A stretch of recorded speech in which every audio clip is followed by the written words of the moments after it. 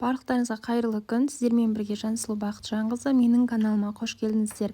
Бүгін сіздерге сковородкада 3-4 адамға шамалап жасалатын пловтың рецептімен бөлісемін. Алдымен сковородкамызға май құйып қыздырамыз. Қызған майдың үстіне пияз салып, кішкене қуырған соң үстіне орташа етіп туралған еттерімізді салып, пиязы өліп, еті қызарып піскенге дейін бұқтырып қоямыз.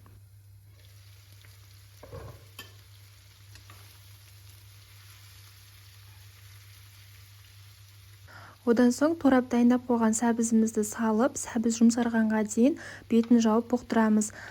Ішіне ешқандай су құюдың қажеті жоқ. Пияздың, еттің өзінің суы шығып, асты ешқандай жабысып, күйіп кетпейді.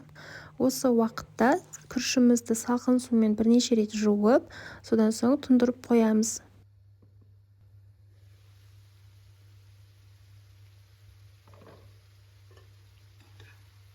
Сәбіз жұмсарғаннан соң үстіне су құямыз.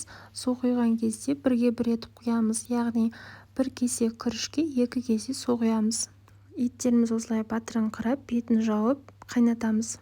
Содан соң татымына қарай тұз қосамыз. Менің етім тұздалған ет болғандықтан тұзды көп қосқан жоқпын. Сорпамыздың дәмін көріп, етіміздің піскенін көріп, бағанағы тұндырып қойған күрішімізді саламыз. Күрішті суға осылай толықтай жайып шығамыз. Егер де суыңыз қатты көп болып кететін болса, газды қатты қойып, күріштің бетімен бірдей болғанға дейін суын тартып алсаңыз болады. Одан соң арасына бір чеснокты тығып қойып, суы тартылғанға дейін пісіреміз.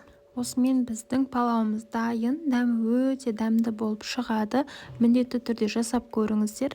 Ас болсын, егер де менің видеом сіздерге пайдалы болып ұнап жатса, комментарий қалдырып, видеоға лайк басып, менің каналыма тіркеліп кетуді ұмытпаңыздар.